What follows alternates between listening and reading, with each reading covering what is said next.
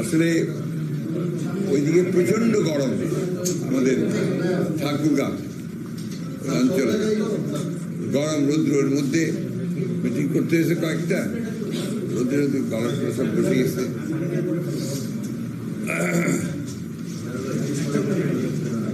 আজকে হচ্ছে এটা শারীরিক চাপে পড়ে আপনাদের সামনে আমাকে বসতে হচ্ছে, যে আমি নাকি অনেকদিন আপনাদের সামনে ফ্রিলি কোনো কথাবার্তা বলি না। হ্যাঁ, ওই সুমনের তো চেরা,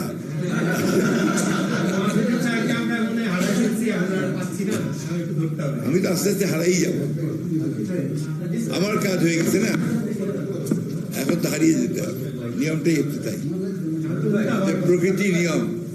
হ্যাঁ, এটা একটা রিচুয়ালস। তারপরে মিলাদ করা, এটা একটা রিচুয়ালস। তারপরে আপনার জন্মদিন, মৃত্যুদিন, এগুলো সব রিচুয়ালস। আসল কাজটা তো আপনার ওই জায়গায় হয় না। ওয়ান টু ওয়ান কথা তো অনেকের সঙ্গে আমি বলি, অনেক সময় আগে একদিন বলতাম না, আজকে একটু বলি।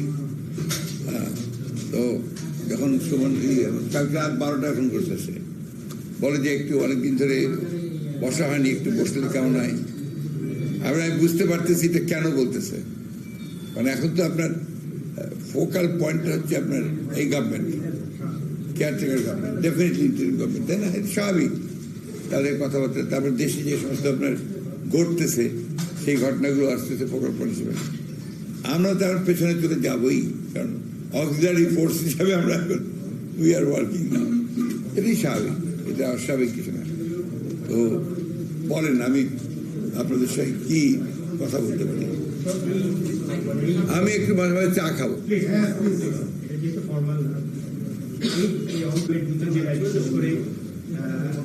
যে অস্থিরতা সৃষ্টি হয়েছে একটা ঘটনাকে কেন্দ্র করে, একটা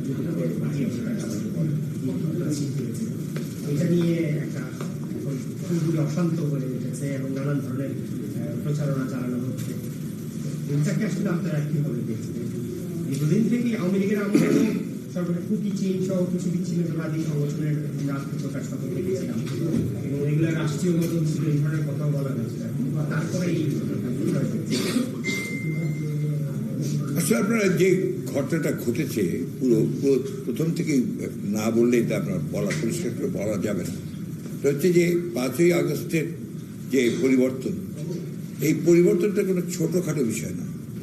এটা গোটা জাতিকে, গোটা দেশকে আপনার পুরোপুরিভাবে বদলে দেওয়ার একটা সুযোগ সৃষ্টি করে দিয়েছে। 1971 সালের স্বাধীনতা যুদ্ধে যখন আমরা দুইটার সময়, একটা হচ্ছে 25শে মার্চে আপনার সেই কালোরাত্রি, এবং আপনার বাংলাদেশের সশস্ত্র মুক্তিযুদ্ধের শুরু 26 তারিখ থেকে, ওটা একটা। আবার 16 তারিখে বিজয় আরেকটা। ঠিক একইভাবে 5ই আগস্ট কিন্তু আপনার একটা বিশাল একটা পরিবর্তনের একটা সুযোগ সম্ভাবনা চলে এসছে দেশের সামনে, এবং এটার যে আপনার নাড়া দিয়েছে গোটা সমাজকে, গোটা স্টেটকে, রাষ্ট্রকে, এটা একটা ছোটখাটো নাড়া নয়, এটা একটা বড় রকমের নাড়া। এবং দেখেন, এটা হচ্ছে যে প্রায় 17-18 বছর একটা একেবারেই একটা আপনার রেজিমেন্টেড গভর্নমেন্ট, একটা কর্তৃত্ববাদী সরকার, তাদের রাষ্ট্রকে পুরোপুরি নিয়ন্ত্রণে নেওয়া, রাষ্ট্রের সমস্ত প্রতিষ্ঠানগুলোকে ভেঙে দেওয়া, রাষ্ট্রের গণতন্ত্রের যে মূল যে বিষয়গুলো, স্তম্ভগুলো ছিল, সেগুলোকে ভেঙে দেওয়া। এক সোজা কথায় একটা পুরোপুরি একটা ফ্যাসিবাদী শাসন চালু করার ঘটনাটা ছিল। সেই ক্ষেত্রে দীর্ঘদিনের আন্দোলন হয়েছে, নির্যাতন হয়েছে, নিপীড়ন হয়েছে। এরপরে আপনার ছাত্র জনতা অভ্যুত্থানের মধ্য দিয়ে একটা পরিবর্তন হয়েছে। এই পরিবর্তনের পরে যে ইন্টারিম গভর্নমেন্ট যেটা তৈরি হয়েছে, এটা কিন্তু আপনার বিচ্ছিন্নভাবে, এককভাবে হয়নি।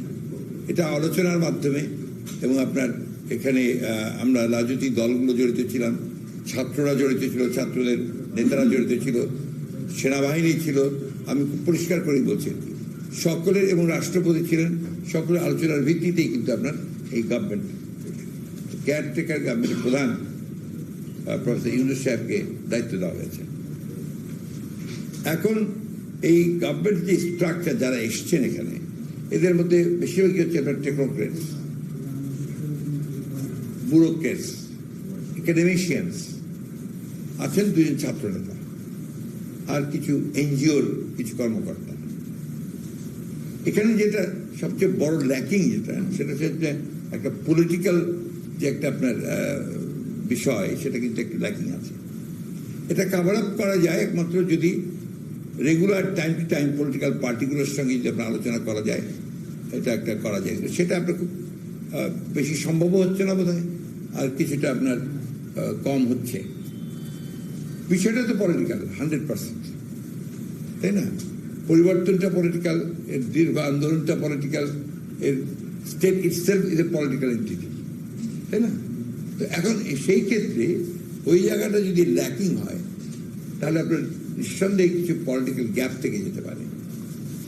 আর আমাদের দেশে আপনার এই ধরনের পরিবর্তনের পরে যেটা হয়, আগে হয়েছে সব দেশেই হতে হয়, একটা আপনার গভর্নেন্সে একটা সমস্যা দেখা দেয়, আপনার বিভিন্ন যে স্টেক হোল্ডার্স আছে তাদের মধ্যে সমস্যা দেখা দেয়, সুযোগ সন্ধানীদের মধ্যে একটা সুযোগ ব্যাপারে আসে, কেউ আপনার সেগুলোকে সুযোগ নিতে চান। এবং বাংলাদেশের কালচারের মধ্যে এটা আছে যে তদবির অসংখ্যভাবে বেড়ে যায়, সবাই তখন নতুন গভর্নমেন্টের কাছাকাছি যেতে চায় আপনার। এটা একটা বড় সমস্যা, কিন্তু যে কারণে আমি কথাগুলো বলছি।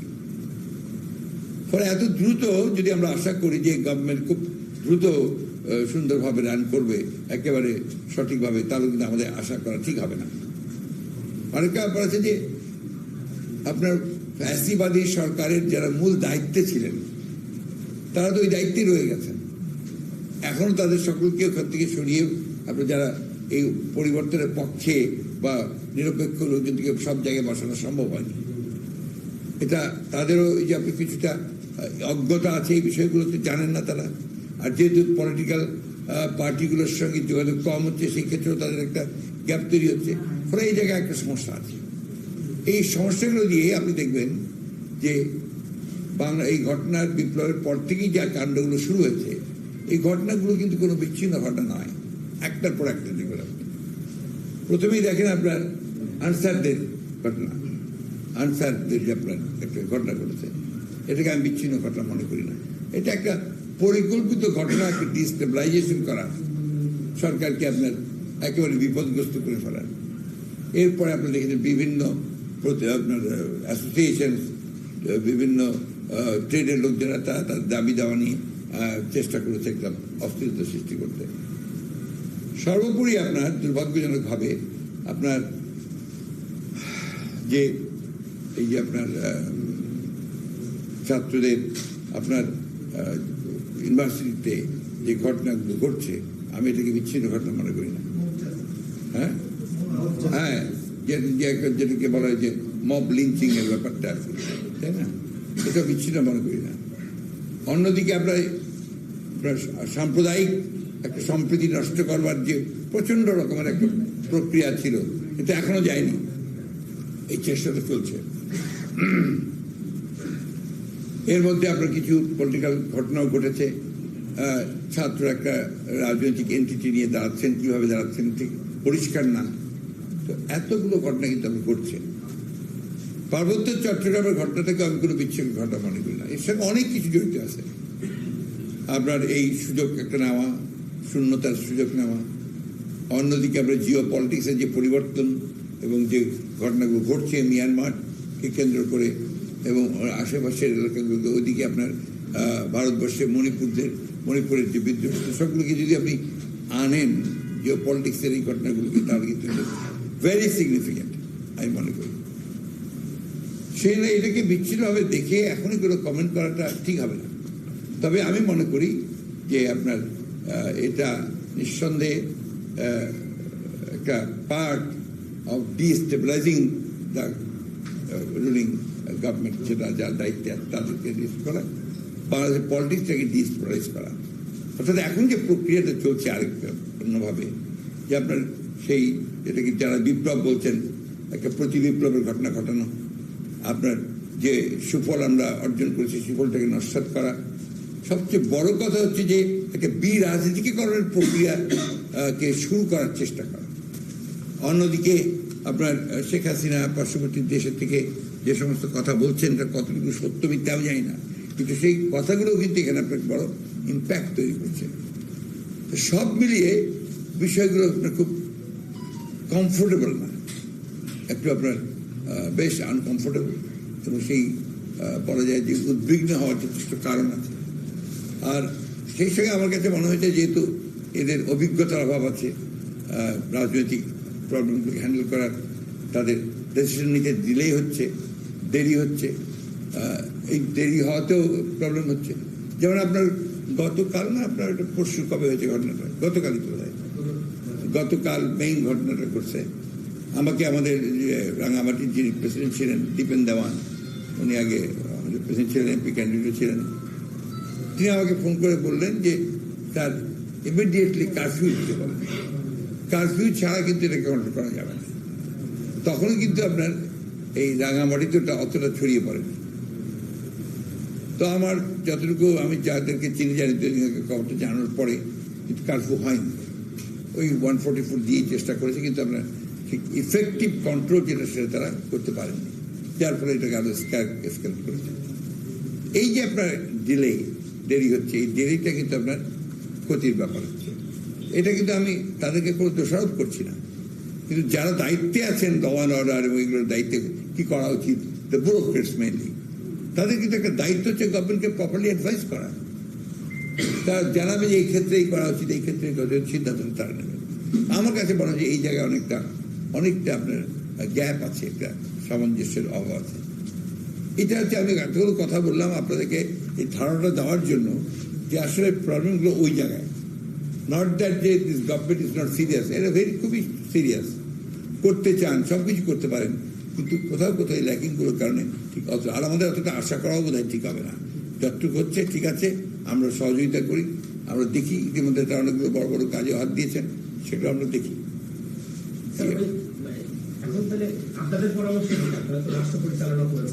আমাদের পরামর্শ এটা আমরা ওনাকে প্রথম দিনই বলেছি যে তার রেগুলার এনগেজ করতে হবে পলিটিক্যাল পার্টিগুলোর সঙ্গে, মেইন পলিটিক্যাল পার্টিগুলোর সঙ্গে তাদেরকে কথা বলতে হবে। হিল ট্যাক্সের ব্যাপার হচ্ছে যে হিল ট্যাক্সের তারপরে আমাদের তো চুক্তি আছে, এতদিন কোনো সমস্যা হয়নি। এখানে মূলত শুধু কি হিল ট্যাক্সের প্রবলেম তা বোধ হয় না, ওখানে সোশ্যাল প্রবলেমগুলো আছে, কিন্তু এই প্রবলেমগুলো তো আমরা সলভ করিনি দীর্ঘকাল ধরে। এই আওয়ামী লীগ গভর্নমেন্ট এত কথা বলেছে, চুক্তি করেছে, তারাও কিন্তু সেই প্রবলেমটা সলভ করেনি। সো এটাকে একদিনে তো আপনি পারবেন না, বসতে হবে, কথা বলতে হবে, তাদের সঙ্গে ইমিডিয়েটলি বিষয়গুলোকে আপনার আলোচনা করে একটা জায়গায় নিয়ে আসতে হবে, এবং সেটা বাংলাদেশের স্বার্থেই আনতে হবে, তাদেরও স্বার্থে আনতে হবে, তাদেরকে কনফিডেন্স আস্থায় নিতে হবে।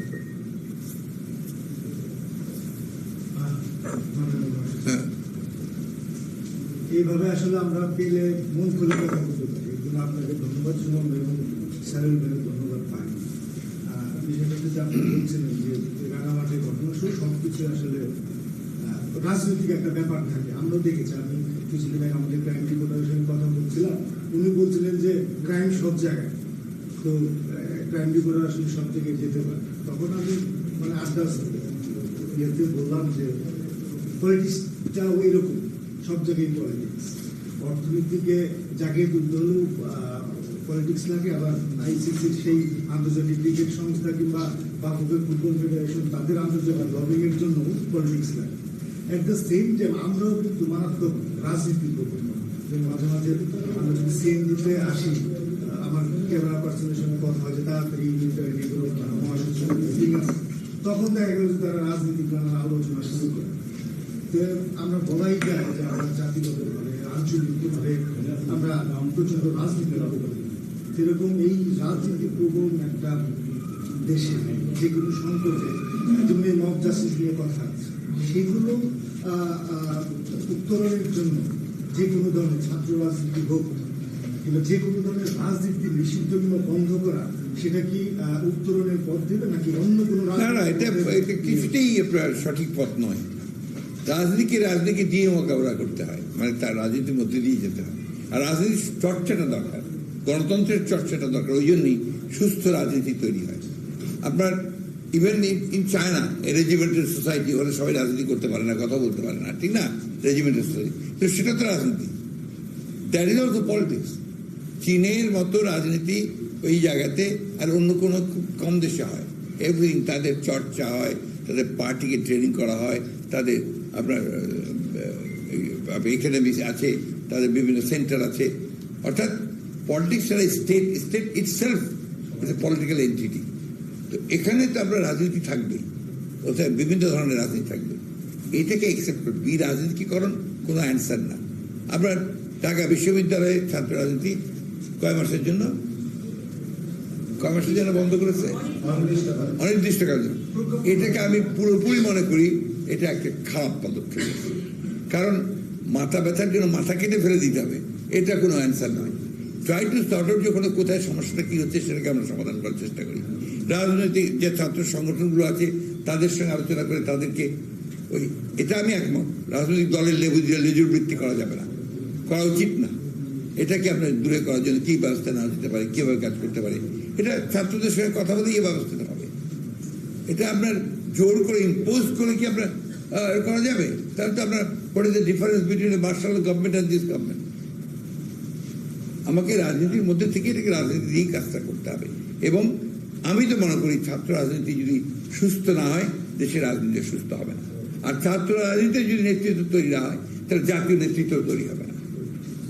ওটা হচ্ছে আপনার that is the breeding ground. ওইখানে তৈরি হয়, ওখানে রিক্রুটমেন্ট হয়। ব্যুরোক্রেসিতে বলেন, পলিটিক্সে বলেন, সব কিছু ওইখান থেকেই আসবে। এবং আমাদের ছেলেপেলেরা যে আপনার রাজনীতি বিমুখ হয়ে গিয়েছিল তার কারণ হচ্ছে যে আমরা ছাত্র রাজনীতি চলে গিয়েছিল শিক্ষা প্রতিষ্ঠানগুলো থেকে। এখন আবার তারা আসতে শুরু করেছে। এইসব যদি আমরা বন্ধ করে দিই তাহলে কারো লাভবান হবে? যারা অন্ধকারের মধ্যে কাজ করে তারা লাভবান হবে, যারা আন্ডারগ্রাউন্ডে গিয়ে কাজ করে তারা লাভবান হবে। এটাকে ওপেন রাখতে হবে এবং রাজনীতিকে ওইভাবে মোটিভেট করতে হবে যেন ভালো রাজনীতি হয়, সুস্থ রাজনীতি হয়। আর ওই যে ওগুলোকে আইন করে বন্ধ করতে হবে, হল দখল, সিট দখল, আপনার ওই যে গণরুম টুম, এগুলো বন্ধ করতে হবে। এবং এগুলো করা যায়, দ্যাট ইজ পসিবল। সংস্কারের জন্য কিন্তু ৬টা কমিশন গঠন করা হয়েছে।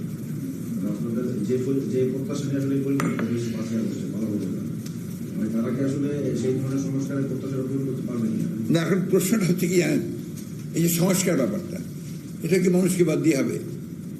সংস্কার তো করবেন মানুষের, দেশের প্রতিষ্ঠানগুলো, তাই না? তো সেই প্রতিষ্ঠানগুলোকে মানুষ কিভাবে দেখতে চায় সেইগুলোর জন্য তো আপনার উচিত ছিল, আমি এটা মনে করি, যে আগে রাজনীতিবিদদের সঙ্গে কথা বলা, তাদের কাছ থেকে প্রস্তাব চাওয়া, সেই প্রস্তাবগুলো নিয়ে তারা যারা এক্সপার্টস আছেন এরা অত্যন্ত ভালো সিলেকশন হয়েছে আমি বলবো, যাদেরকে দায়িত্ব দিয়েছেন তাদেরকে নিয়ে এইগুলো নিয়ে তাদের ওনাদের প্রস্তাব যে আগে ওরা সংস্কার তৈরি করবে, হ্যাঁ, প্রস্তাব নিয়ে তারপর তারা পলিটিক্যাল পার্টিগুলোর সঙ্গে কথা বলবে, তারপরে আবার করবে। That will take a long time. এটা একটা আছে। দুটো হচ্ছে যে আপনি প্রথমেই কিন্তু জনগণ থেকে বিচ্ছিন্ন হচ্ছেন। পিপলস পার্টিসিপেশন যেটা, সেটা যদি না থাকে কোনো সংস্কারই আপনার সাস্টেইনেবল হবে না। এটা হতেই হবে। আপনার অর্থনৈতিক উন্নয়নের কথা বলছেন উনি, অর্থনৈতিক উন্নয়নে সাস্টেইনেবল হবে না যদি আপনার পিপলস পার্টিসিপেশন না থাকে। তো that is the point. Commitment থাকতে হবে, রাজনৈতিক অঙ্গীকার থাকতে হবে, রাজনৈতিক সিদ্ধান্ত নিতে হবে। আপনি জাতীয়করণ করবেন কি করবেন না, এটা তো পলিটিক্যাল ডিসিশন, তাই না? কথা বলছেন, আপনি কোনটাকে প্রায়োরিটি দেবেন? হাসপাতালকে প্রায়োরিটি দেবেন, চিকিৎসাকে প্রায়োরিটি দেবেন, না আপনি মেগা প্রজেক্টকে প্রায়োরিটি দেবেন? এটা তো পলিটিক্যাল কমিটমেন্ট। আপনি শিক্ষার ব্যবস্থার এই যে আমাদের যে একটা যে গোবরের শিক্ষা ব্যবস্থা, একদিকে আপনার ইংরেজি শিক্ষা ব্যবস্থা, মিডিয়াম শিক্ষা ব্যবস্থা, তারা আপনার কোনো দেশের শিক্ষার সঙ্গে জড়িত, আবার আরেকটা সাধারণ শিক্ষা ব্যবস্থা, অন্যদিকে আপনার ওই যে ইসলামিক ধর্মীয় শিক্ষা ব্যবস্থা। তো এটা তো আপনার একটা জায়গায় নিয়ে আসতে হবে তো এখানে। তো সেটার জন্য তো আপনাকে এনগেজ করতে হবে, কথা বলতে হবে, কথা বলে আনতে হবে। এখন ওইভাবে যদি এনারা যেটা করছেন, আমি আই উইল প্রে যে let it should be successful. কিন্তু যদি না হয় তাহলে ওই যে তারা তাদের যে আপনার বিভিন্ন রকম ধারণা আছে সেগুলোকে ইম্পোজ করার চেষ্টা করবেন। ইম্পোজ করে তো এখানে কেউ কিছু করা যাবে না। You must have talk with the political parties. আপনি স্টেক হোল্ডারদের কাছ থেকে কথা বলেন, আপনি অন্যান্য এনজিওদের সঙ্গে কথা বলেন, শিক্ষকদের সঙ্গে কথা বলেন, সমাজের সমস্ত পেশাগুলোর সঙ্গে কথা বলেন, দিয়ে রাজনীতিবিদদের সঙ্গে কথা বলে আপনারা একটা জায়গায় আসেন। খুব কঠিন না তো, খুব কঠিন কাজ না। এটা তো এইভাবে তো এককভাবে আপনি চিন্তা করেন যে আমি স্পর্শদের দিয়েই করাবার ওটাই আমি চাপাই দেবো, তাহলে তো নেবে না, তো সমাজটাই নেবে না। যৌক্তিক সময়ের কথা আপনারা বারবারই বলছেন, যৌক্তিক সময়টা সর্বোচ্চ কত সময় আপনারা দিতে চান? আমি ঠিক ওইভাবে আপনার সুনির্দিষ্ট সময় বললেনি, বলবো না, বলা উচিত না, কারণ এটা তো আপনার কাজের ব্যাপার। তবে যত দেরি হবে তত দেশের ক্ষতি হবে, তত সমাজের ক্ষতি হবে, রাজনীতির ক্ষতি হবে। কারণ পলিটিক্যাল আপনার গভর্নেন্সের কোনো বিকল্প নাই, কোনো বিকল্প নেই। আমরা বরাবরই বিশ্বাস করি, আমরা মনে করি এবং এটা প্রমাণিত যে আপনার democracy is the best system of governance. আপনি ডেমোক্রেসি তখনই ভালো হবে যদি সেই ডেমোক্রেসি জনগণের সঙ্গে সম্পর্কটা সবচেয়ে ওতপ্রোত হয়। এই জিনিসগুলো আপনার কেন জানি না আমরা হয়ে যাচ্ছি আপনার, এটার জন্য আমাদের দেশেরও আমরা বুদ্ধিজীবীরা আমরা কিছুটা দায়ী। আমাদের তারা মনে করেন যে তারাই একমাত্র শুধু ভালো চিন্তা করেন। আমি আবার ভিন্নভাবে চিন্তা করি। আমি আবার চিন্তা করি when there is a crisis, go to the people, learn from them। এটা তো আমি বিশ্বাস করি। আমার উপরে চাপিয়ে দিয়ে কারো মতবাদ, কোনো চিন্তা ভাবনা যে দিয়ে দেয়, সেটাকে চাইতে জনগণের সঙ্গে আলোচনা করে আমি যেটা পাবো, কথা বলে যেটা পাবো, সেটাকে অনেক বেশি গুরুত্ব দিই। স্যার, সেই ক্ষেত্রে রাজনৈতিক দলগুলো তো সুপারিশ করতে পারে যে বিচার বিভাগ না, সুপারিশ করার সুযোগ তো তাকে দিতে হবে। আমরা তো বলে এসছি যে আমাদেরকে ডাকেন, কথাটা তো কথাই বলেন আমাদের সঙ্গে। একবার মাত্র কথা বলছি, আপনার অন্যান্য দলগুলো আমাদের সঙ্গে একবার মাত্র, আমরা নিজেরা ওনার আমরা দুইবার গেছি, গিয়ে কতগুলো বিষয় নিয়ে কথা বলে এসছি। আপনি হত্যাকারীদের সঙ্গে যারা আপনার সহযোগিতা করেছে তাদেরকে গভর্নমেন্টে রেখে দিবেন, আপনি ভালো জিনিস করবেন কোথেকে? হাউ জানেন দ্য গভর্নমেন্ট আপনার বহু জায়গাতে মূল জায়গাগুলো নিয়ে বসে আছে। এগুলো তো ইম্পর্টেন্ট জিনিস। জি, শেষ এত তাড়াতাড়ি?